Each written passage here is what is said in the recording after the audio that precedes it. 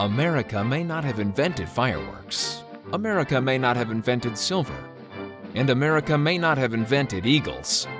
But it does take the U.S. Mint to make American Silver Eagle coins. And for a limited time, you can own these for only $5.99 over spot. Silver Eagles at only $5.99 over spot this whole weekend.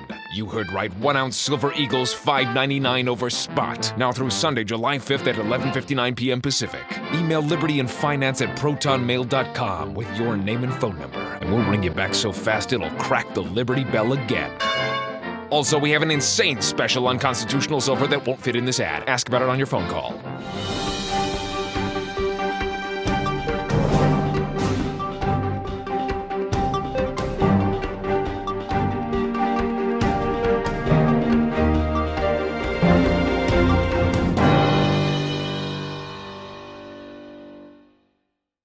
Welcome back, Reluctant Preppers. Tonight we have a distinguished returning guest, G Edward Griffin, author of The Creature from Jekyll Island. Another look at the foundation of the Federal Reserve is here with us again on Reluctant Preppers. G Edward Griffin, thank you for joining us here again on Reluctant Preppers. Well, thank you, Dunnigan. It's good to be here, and I appreciate the offer. When we were trying to arrange this interview with you, your administrative assistant explained to us that we couldn't get on your calendar because you were busy preparing for a Global Warming Hoax conference on a recent weekend.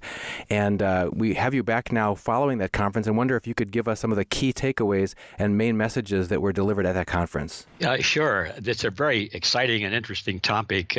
First of all, I'd like to clarify that it wasn't really a global warming hoax conference. It was an anti-global warming hoax conference. And of course, I know that's understood, but I wanted to clarify the fact that we who were putting on the conference are very alarmed over the fact that, in our view at least, this whole issue of what they call anthropomorphic global warming, which means global warming caused by man, not by nature or the solar system or whatever, that this whole idea of man-made global warming is in fact a hoax. It's a gigantic hoax, and it's as we shall see as the program progresses, and when we look at the science of it, the people who are promoting it well know that the science is junk science. There's no question anymore. In the beginning, I thought, hey, we have to point this out to these people, why they've made terrible mistakes. We should help them understand, even though they were scientists. We were thinking, well, even scientists can make mistakes and all of that. But the deeper we got into it, Dunnigan, is we found that the so-called scientists, they were scientists for hire, had prostituted their profession and were deliberately and consciously distorting the data to produce a political result, not a scientific finding. And this was very alarming to all of us, and we decided that since the hoax, or the myth, if you want to be a little more gentle, the deception was so rampant. You read it in the newspaper all the time.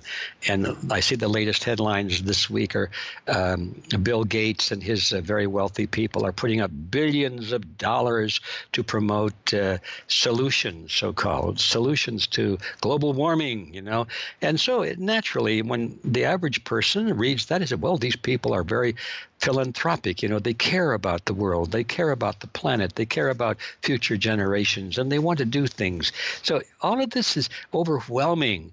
And it's not so much the delivery of the false science, because that's pretty hard to do, because it is false. And the minute you get into the science, you begin to question it. So they try and stay away from the science and just talk about the heartwarming parts of it. Like we've got to preserve the planet. We've got to put an end to pollution, and we care about children, and all of these heartwarming things. As long as they're talking about that, who's going to object? We all want those things, and so we are inundated with this kind of information flowing over us every day, and it's really hard to break free from that and objectively face the scientific facts.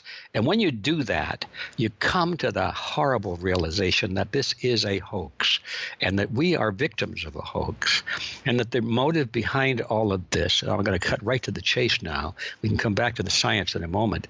But the motive behind all of this has to be understood understood. Because unless we know why these coin-operated scientists are distorting fact, and why the politicians are presenting this myth to us, is because they have an agenda. And the simple way of saying it, is follow the money. Everybody knows that phrase, but they don't want to do it when the people speaking are talking about the future generation and saving the planet and so forth. It's hard to believe that these people who talk so nicely would actually be motivated by profit or political power. And when you follow that rabbit hole, you go down to the bottom of it, that is exactly what you discover, that it is money. It is political power that motivates this gigantic hoax. Now, that's a very controversial thing.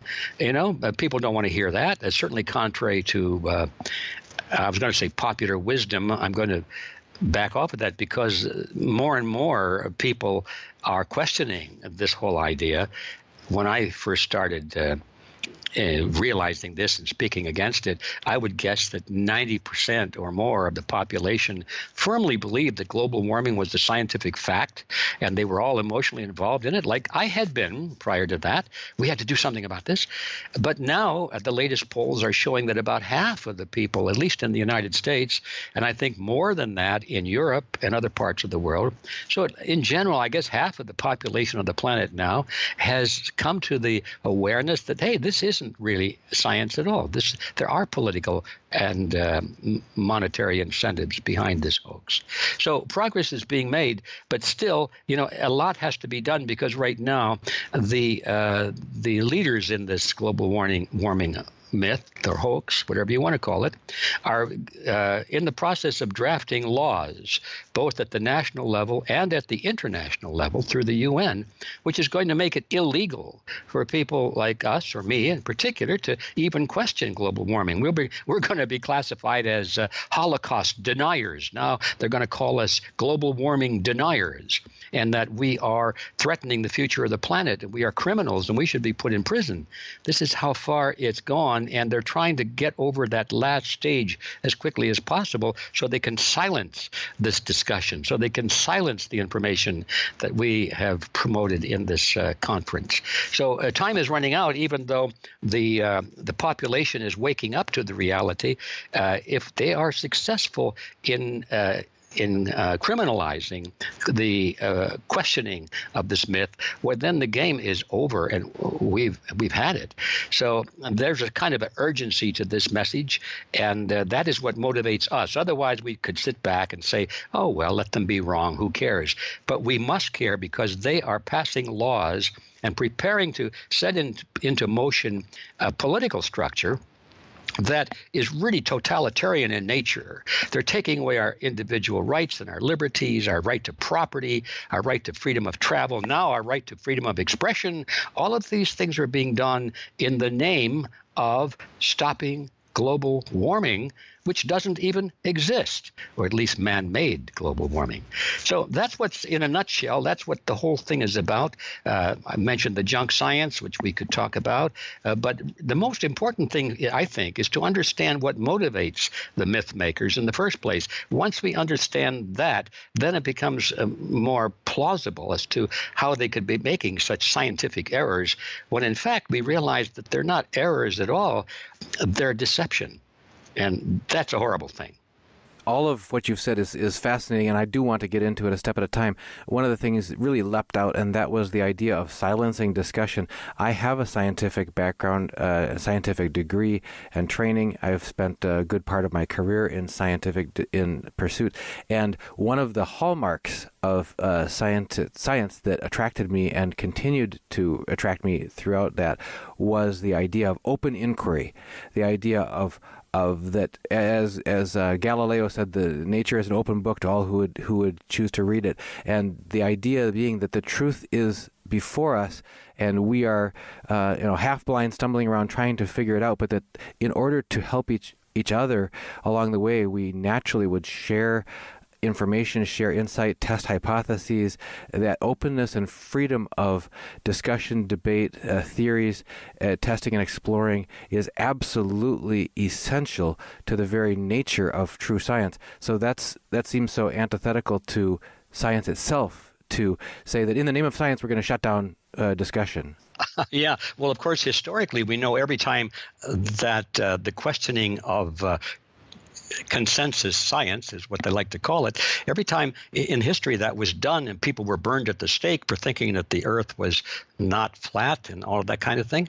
Why, every time the law is used to protect one side of a scientific issue, you know that the side being protected by the law is wrong. It's false. Otherwise, it doesn't need legal force on its side. Open truth and debate never needs to be defended because it's its own defense. And then furthermore, you talked about the actual junk science itself. I have to be curious, and maybe our viewers are as well. How did you get dragged into this? This isn't the first controversial situation that you've investigated. You seem to be a serial controversial issue investigator and exposer and writer. And maybe you can't help it because that's where your passion draws you. But could you please just give us a real brief understanding of how you got into this in the first place? Yeah, I like your description. I am a serial controversial person. I guess. And also, you hit it right on the nail when you asked me how I got dragged into this. The word "dragged" was right. It was right on because I never intend to get into these things. I always think to myself, I got enough controversy as it is. I'm just going to stick with what I've studied and know about. And of course, my strong points, if you want to call them that, are banking, the Federal Reserve System, and I know a little bit about cancer research and therapy and alternative medicine and so forth. But I like to stick to the things that I've spent my life studying and learning, but every once in a while I rub up against something else, and as you say, I get dragged into it unintentionally. So anyway, how this all happened was some years ago. I had a film crew out to my house, and they were interviewing me on camera for had something to do with the Federal Reserve, I think.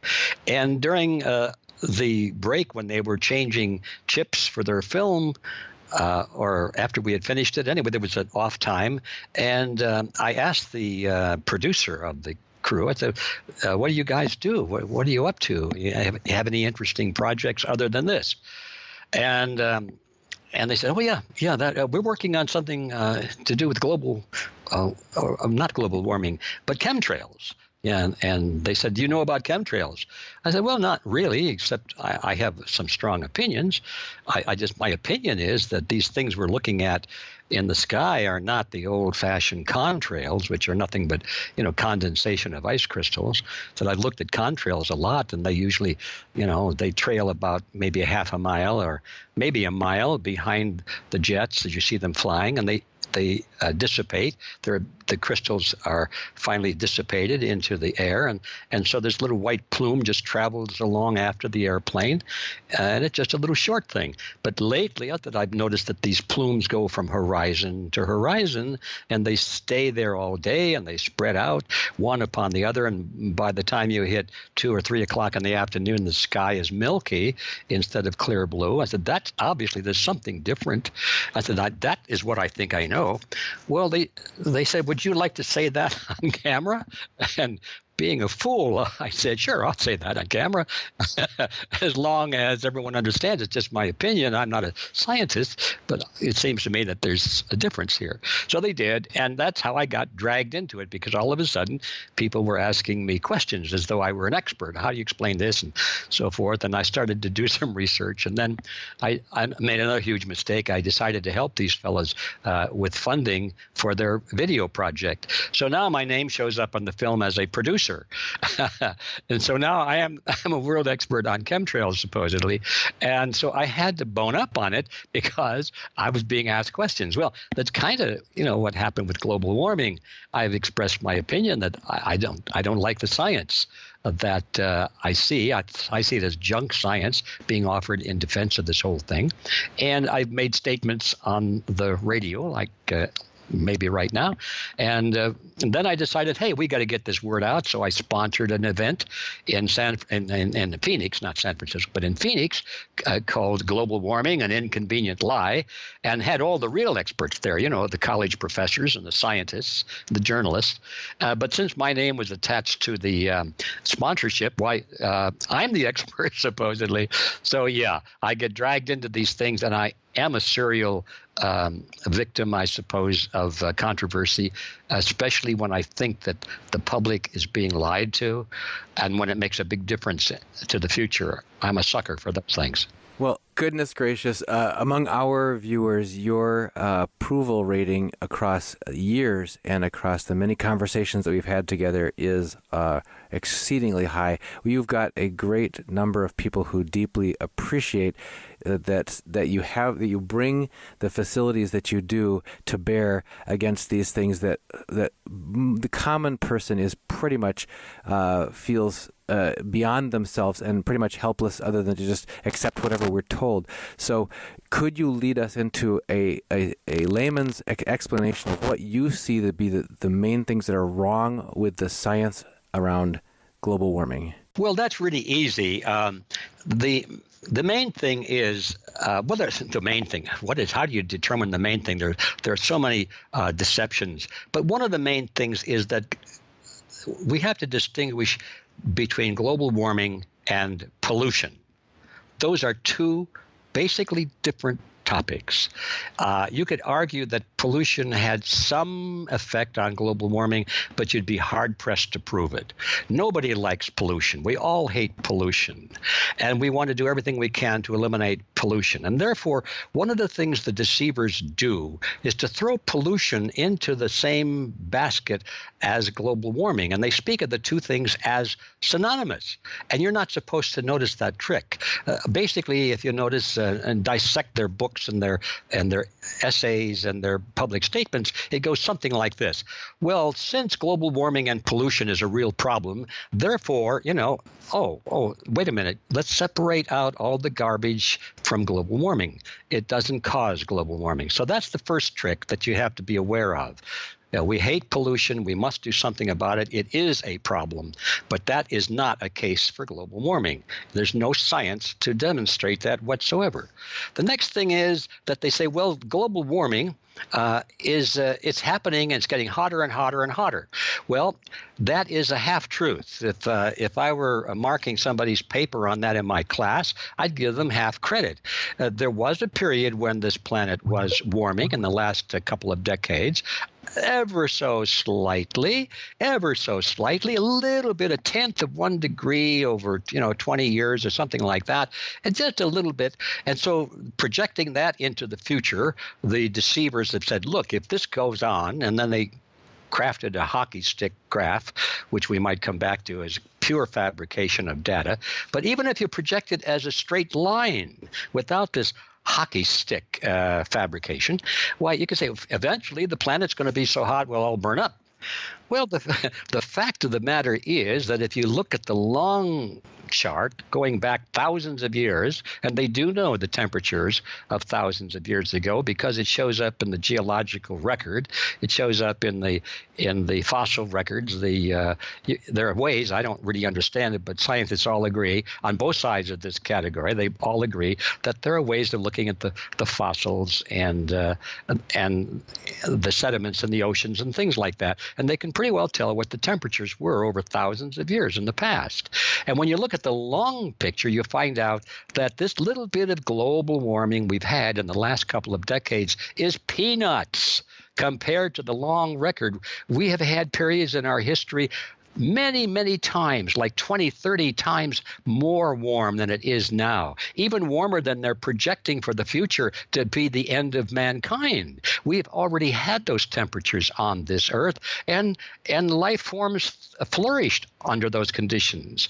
And as a matter of fact, we know that even the Arctic areas of the planet were covered with green, lush growth because you find the fossils down there underneath the ice and the snow. And the planet flourished, and there were not enough factories in those days to produce CO2 to cause global warming. So the second argument that the planet is warming is bunk. It was warming, and now it's going, we believe, and the evidence is showing, it stopped warming for sure. There's no doubt about that. The last 18 years or 19 years, there's been no global warming. Even though they've tried to fudge the data, they still can't produce global warming. So they're saying, oh, well, it's just a temporary blip. It's gonna get warmer, though, folks. It's going to get warmer, but it's not, okay? But now it looks like we're going into a cooling phase, which the planet has done many times in history. It goes into warm and into cool, back into warm, back into cool. And now we come to the final thing is the cause of this. They're saying it's CO2, carbon dioxide in the atmosphere. They're saying that, look, over the history, you see every time that the temperature goes up, CO2 goes up too. And Al Gore had this big chart on the wall showing, sure enough, there's a correlation. You can see it. Temperature goes up, CO2 goes up. Temperature goes down, CO2 goes down. Perfect correlation. End of discussion, right? Wrong. Because if you really zero in on that chart, you see that the temperature went up before the CO2 went up. And the temperature went down before the CO2 went down. Yeah, they're correlated, but it turns out that the temperature is causing the CO2 change, not the CO2 causing the temperature change. So that is another one of those falsehoods, you see. And you go on and on and on, and everywhere you look, you see deliberate falsification of the data, and you cannot tell me that these scientists don't know exactly what they're doing. Well, we could go on, but that gives you an idea of everywhere you look. The melting of the polar caps, for example. Yeah, they melt and then they expand again historically. And right now, they're growing. Now, yeah, sure, the Arctic may be losing some ice along one of the edges of the ice field, and so they go in and take pictures of that part of the continent, or the ice flows rather. Oh my golly, look at these glaciers! They're falling into the ocean, and they take dramatic pictures of them and say, oh yeah, the ice is melting, the oceans are rising, and then what they don't do is show you what's happening in the Antarctic. In the Antarctic, the ice is growing. Or in other parts of the Arctic, the ice is growing.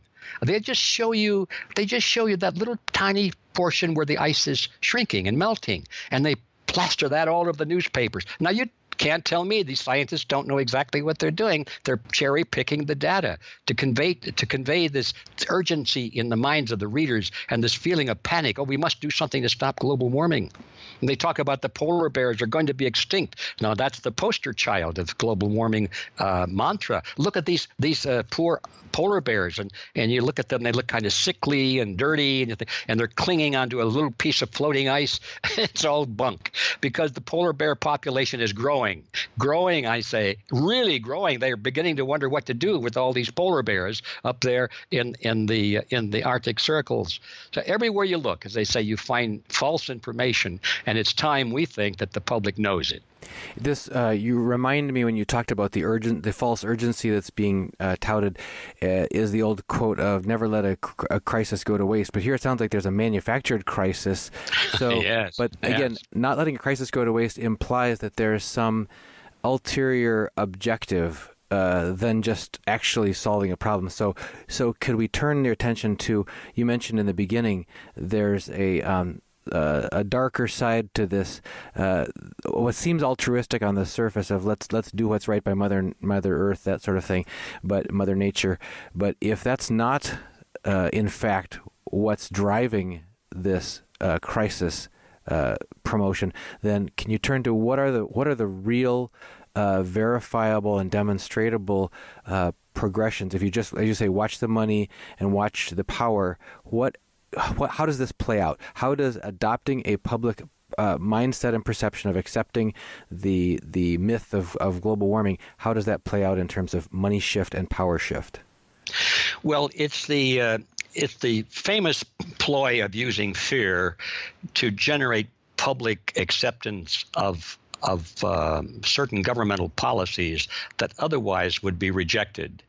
When people feel secure and they're happy with their existence, they are very jealous of their freedoms and their liberties and their privacy.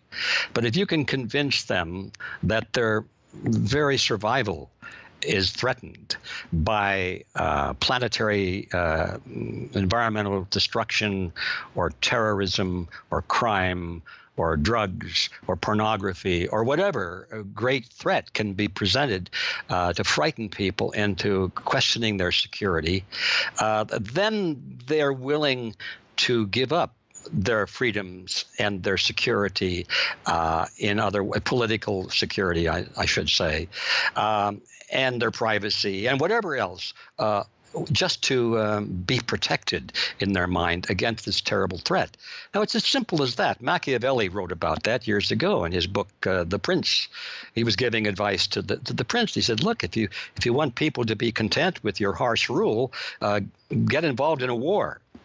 As long as they're worried about an enemy in a war, an enemy possibly coming in and taking over and killing them and putting them into slavery, they will accept any insult that you want to give to them because you are their leader and you are now defending them against this terrible threat. Now, Machiavelli wrote about that, and I'm sure it was well known before Machiavelli wrote about it, too. It's just one of the things that political leaders know and they can observe. And so that's basically the game, is to frighten everybody so that their freedoms and their financial security, their privacy, none of these things make any difference, because otherwise we're all going to die, or we're all going to, the planet's going to be destroyed, and they frighten us to death. Some people have called that fear porn, and I think it's a good name for it. Look, what's happening. All of the proponents of this global warming hoax, you'll find that they either are politicians or they work for institutions that are funded by governments. Almost without exception. I can't think of any exception. There probably are, but certainly the overwhelming majority of the information about this global warming hoax is coming from people with a political agenda. Now, that political agenda is power and money.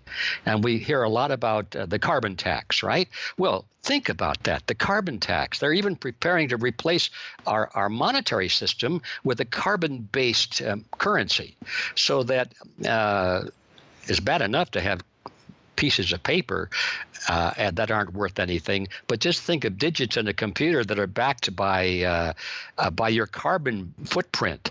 So the amount of money you have to spend depends on how much you follow the rules and don't use up electricity, or don't travel, which would burn gasoline, or don't do anything which would take energy, because you want to be a good citizen of the world, you see. And so the more you comply with the rules that the politicians hand down, why, the better off you'll be. But meanwhile, everybody is crushed with the carbon tax so that the politicians can continue to enjoy their lives. Very well, thank you. That's really what it's all about. It's money and power, and it's all being sold to the people of the world as necessary. Yes, very uncomfortable, very undesirable, but necessary in order to save the planet. That, in a nutshell, is the game that they're playing. We've often had a precious metals and financial markets analyst by the name of Rob Kirby on our show, talking about the epic battle between globalists and sovereign states, and talking about the principle of subsidiarity, where natural law would dictate that decisions should rightly be made in order to give people the most autonomy, the most freedom at the lowest level, most local level, so that people can control their own destiny, control their own lives. And how that's the opposite of that if you look in, say, communist bloc countries and that sort of thing. We have command economies and people being, basically groomed up into what career they should take from when the day they're born, and having no choice in the matter, that sort of thing. So what does global warming have to do with globalism versus the sovereignty and the freedom of free people? Well, the global warming issue is the motivator of all of that.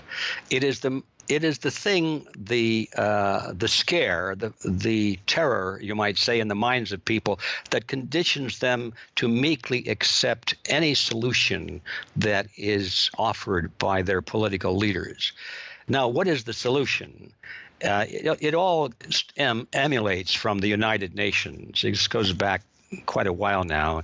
There was a series of conferences. I won't go into all of that, but anyone who's interested in it will find the whole history in our video series that we're soon going to release, which is basically a record of what transpired at this conference in Phoenix. But it goes back to what they call a Rio conference, and then there were other conferences all sponsored by the UN, at which they formulated a plan to completely collectivize the world. It was a formula. It was a blueprint, and they called it Agenda 21. Agenda 21 meant this is what the United Nations wanted to see all of the countries of the world adopt in the 21st century. Now, they called the Agenda 21 as being motivated by environmentalism. In other words, to fight global warming and pollution and all that sort of thing. But when you looked at the essence of it, you saw that it was nothing but, as you mentioned a moment ago, communism. It was the same thing as was advocated in the Soviet Union and in Red China. And now here in the United States, we don't realize, many people don't, that what we are now building in the United States is exactly the same system that we fought a war against against the Nazis. And it's the same system that they had in the Soviet Union and in Red China. They just don't call it that. It's collectivism. That's the generic name for it, and the name that we like to use. So in order to fight global warming, we're told, in this Agenda 21 program, is that we have to regulate all human activity. Now, that's their phrase. They say all human activity. But don't forget, the myth tells us that the global warming that doesn't exist is caused by human activity. Humans are the enemy. Human production, human activity, these are the things that must be controlled in order to preserve the planet.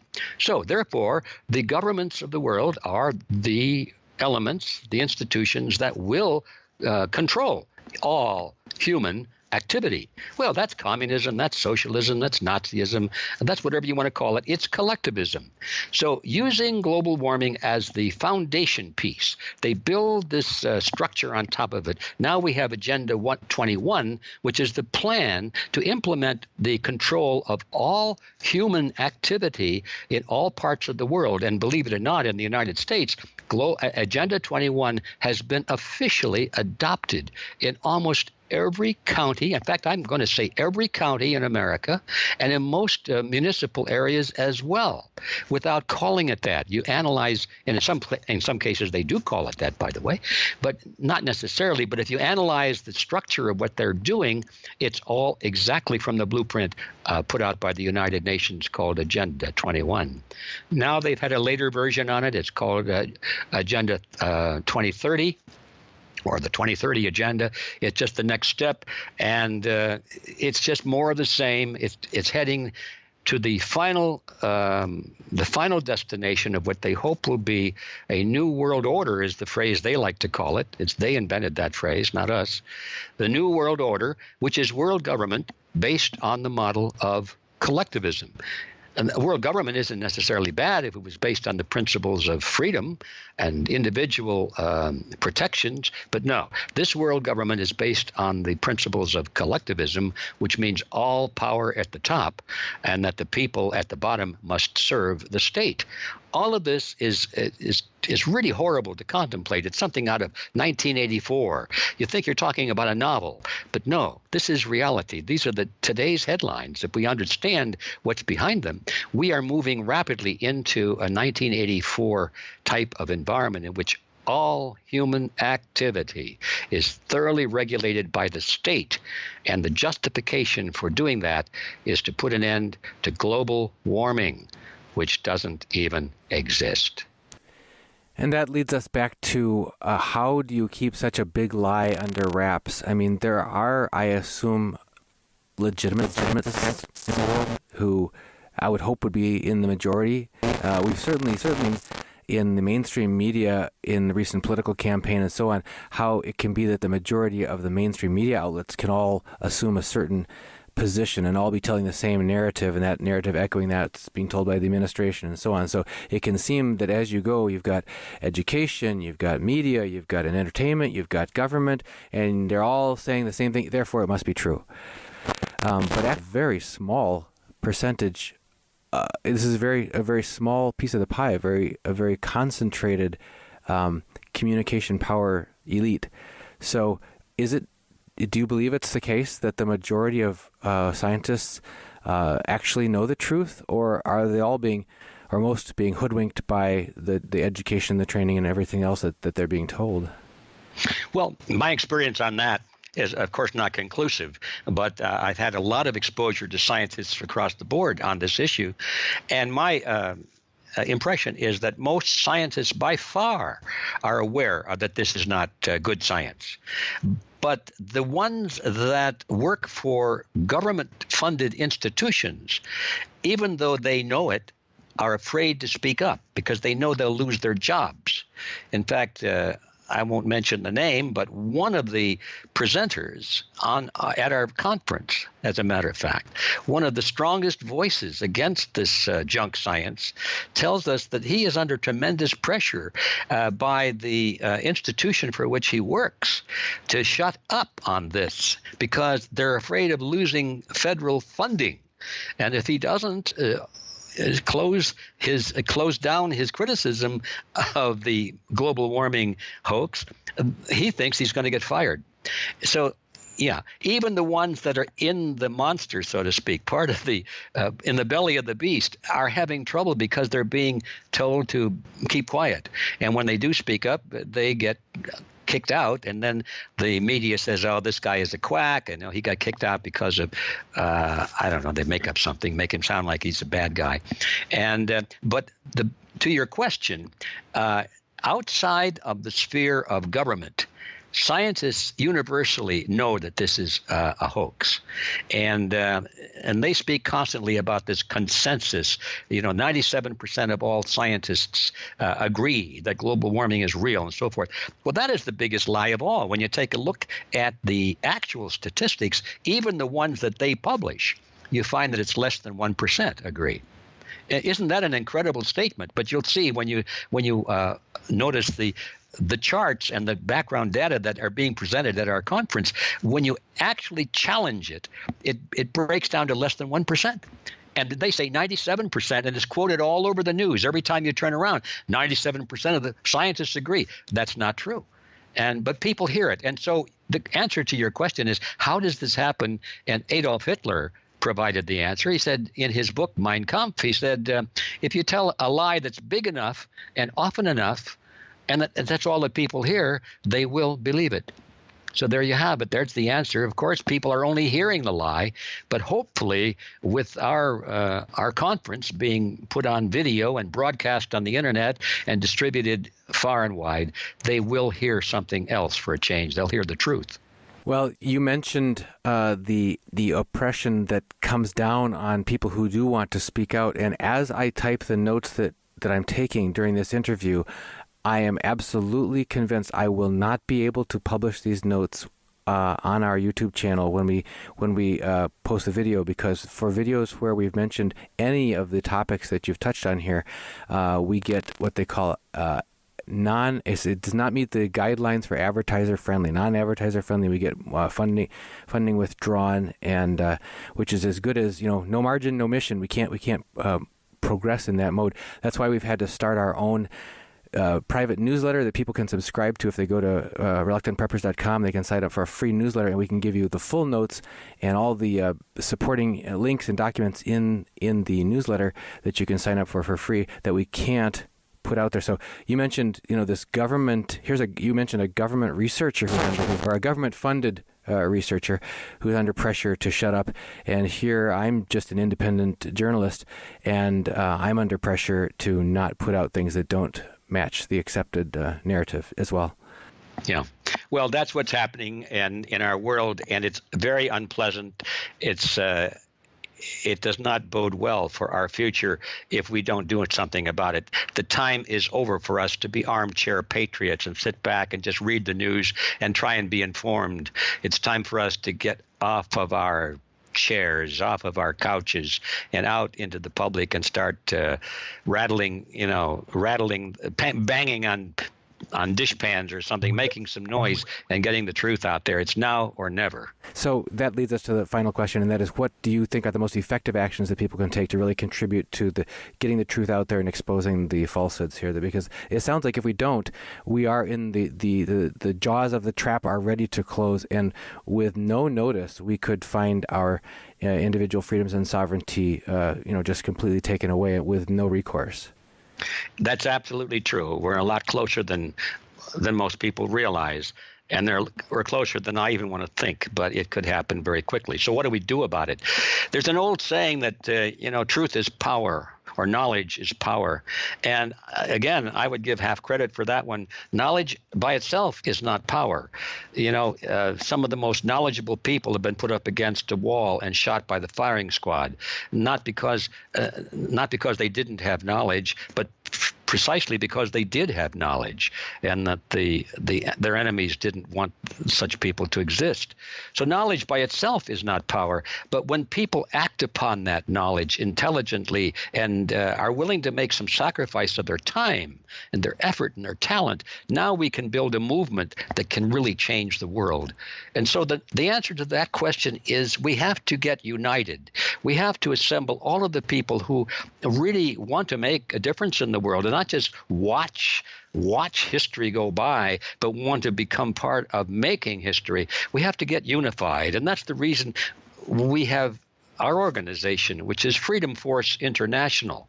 So I'm not going to talk much about that, but those who want to really become part of a movement and make things change, please come to our website. It's freedomforceinternational.org. freedomforceinternational.org, and read all about it, as they used to say. Because we have the plan. I know we do. It's already beginning to work. All we need now is more people involved in the effort. It can be done. Well, G Edward Griffin, you never cease to amaze us with the breadth of knowledge and depth of purpose that you stir us to. So, thank you extremely, for joining us here, for opening this discussion with us. I think we left several smoking or chemtrail guns along the way that we're going to need to get circled back and get more details on. But thank you very much for addressing this topic of the global warming hoax and giving people a clue of where they can find out more and actually take up a stand for liberty, for freedom, and for the truth. Thank you so much for joining us here on Reluctant Preppers. All right. Thanks for inviting me. America may not have invented fireworks. America may not have invented silver. And America may not have invented eagles. But it does take the U.S. Mint to make American Silver Eagle coins. And for a limited time, you can own these for only $5.99 over spot. Silver Eagles at only $5.99 over spot this whole weekend. You heard right, 1 ounce Silver Eagles $5.99 over spot. Now through Sunday, July 5th at 11:59 p.m. Pacific. Email libertyandfinance@protonmail.com with your name and phone number, and we'll ring you back so fast it'll crack the Liberty Bell again. Also, we have an insane special on constitutional silver that won't fit in this ad. Ask about it on your phone call. If you've decided that now is the right time for you to protect your family's financial future by acquiring physical precious metals, gold and silver, I'm delighted to let you know that I have now become a licensed dealer's representative for Miles Franklin, one of the oldest and most trusted names in bullion dealerships. And we can provide you with physical delivery to your personal possession or to professional vault storage or precious metals IRAs.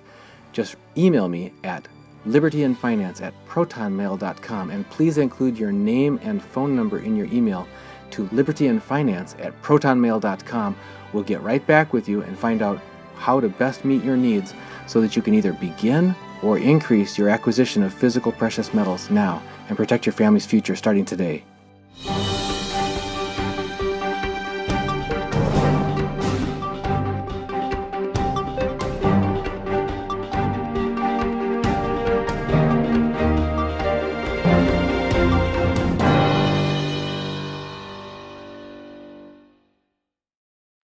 America may not have invented fireworks. America may not have invented silver. And America may not have invented eagles. But it does take the U.S. Mint to make American Silver Eagle coins. And for a limited time, You can own these for only $5.99 over spot. Silver Eagles at only $5.99 over spot this whole weekend. You heard right, 1 ounce Silver Eagles $5.99 over spot. Now through Sunday, July 5th at 11:59 p.m. Pacific. Email libertyandfinance@protonmail.com with your name and phone number, and we'll ring you back so fast it'll crack the Liberty Bell again. Also, we have an insane special on constitutional silver that won't fit in this ad. Ask about it on your phone call.